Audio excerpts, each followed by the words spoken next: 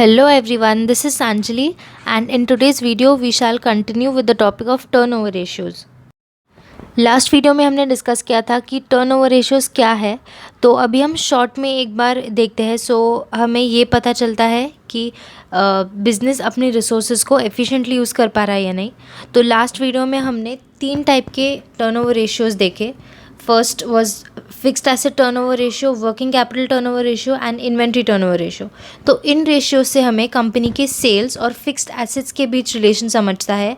फिर cost of goods sold and inventory, और working capital ratio से सेल्स और वर्किंग कैपिटल के बीच रिलेशन समझता है।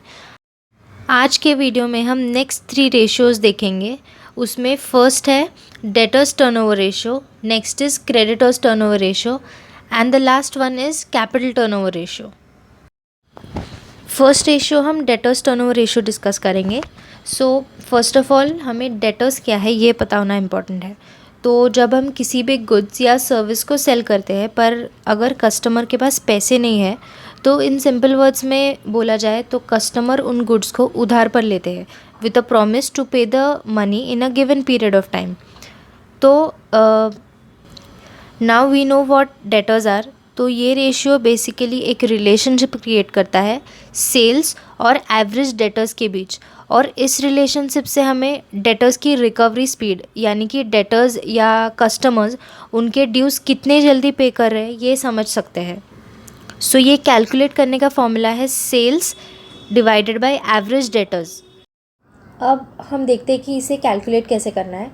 तो सबसे पहले हमने सेल्स लिया है from the profit and loss account which is 40,415, और उसके बाद हमने एवरेज डेटर्स लिए है। तो एवरेज कैलकुलेट करने के लिए सबसे पहले हमने opening debtors and closing debtors का एडिशन करके उसे 2 से डिवाइड किया है। यहाँ पे हमने कंपनी के बैलेंस शीट से करंट एसेट्स के अंदर ट्रेड रिसीवेबल कंसिडर किया, जिसे हम डेटर्स भी बोल सकते हैं। तो opening debtors are trade receivables as on 31st March 2019 and the closing debtors are trade receivables as on 31st March 2020.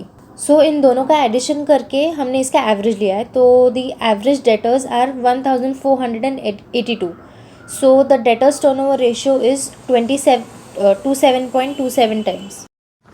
The second ratio is creditors turnover ratio. अभी जैसे हमने डेटर्स डिस्कस किए उसी के एग्जैक्टली ऑपोजिट है creditors. Creditors basically वो लोग होते हैं जिनसे हम कुछ गुड्स या रॉ मटेरियल उधार पर लेते हैं with a promise to pay the money with in a given period of time. हम बोल सकते हैं कि ये एक टाइप की लाइबिलिटी है। तो क्रेडिटर्स टर्नओवर रेशियो हमारे purchases and the amount that is due और पेबल इसके बीच का रिलेशनशिप दिखाता है।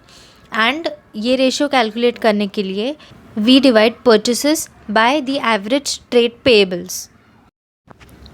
अब ये कैलकुलेट करने के लिए सबसे पहले हमें परचेसेस फाइंड करने हैं। तो परचेस कैलकुलेट करने का फॉर्मूला है opening inventory minus closing inventory plus cost of goods sold. तो कंपनी के बैलेंस शीट में अंडर करंट एसेट्स हमें इन्वेंट्री मिल जाती है। तो the opening and closing inventory plus cost of goods sold. Cost of goods sold is total expenses जो हमें company के प्रॉफिट एंड लॉस अकाउंट के अंडर मिलता है which is 31,042। The purchases amount is 30,849, और एवरेज ट्रेड पेएबल जो हमें balance sheet में करंट लाइबिलिटीज़ के अंडर मिलेगा उसका एवरेज लेने के लिए opening plus closing divided by 2। The average trade payable is 7,370।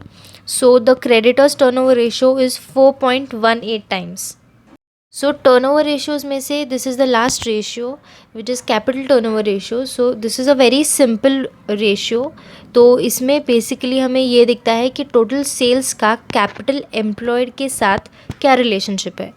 तो इस रेशियो से हम ये पता कर सकते हैं कि कैपिटल एम्प्लॉयड कितना इफ़ेक्टिवली यूज़ किया गया है सेल्स बनाने के लिए।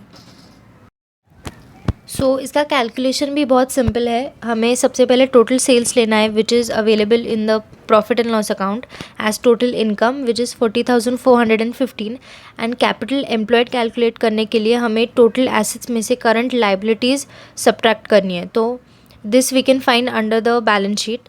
सो the capital employed is 10,836. So the capital turnover ratio is 3.7 times. So that's it about this video. आज के वीडियो में हमने लास्ट 3 टर्नओवर रेशियोज़ डिस्कस किए, debtors turnover ratio, creditors turnover ratio and capital turnover ratio. और last video में हमने fixed asset, working capital and inventory turnover ratio, ये 3 turnover ratios discuss किए।